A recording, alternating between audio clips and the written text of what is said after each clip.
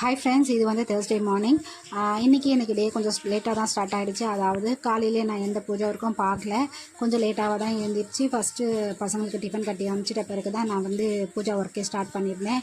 ஏன்னா வந்து இன்றைக்கி பாபாவுக்கும் சேர்ந்தே அபிஷேகம் பண்ணிடலாம் குபேரருக்கு அப்படின்னு சொல்லிட்டு ரெண்டுமே சேர்த்து செஞ்சிடலாம். வெறும் பாலை மட்டும் வச்சு இன்றைக்கி சிம்பிளாக பூஜை ஒர்க்கை முடிச்சிட்டேன்.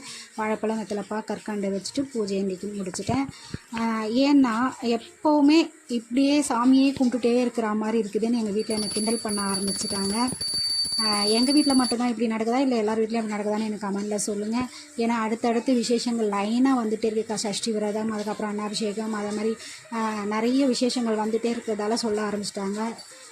இப்போ அடுத்ததுமே வந்து கிறிஸ்மஸ், நியூ இயர், பொங்கல் அப்படின்னு லைனாக விசேஷமாக வரப்போகுது.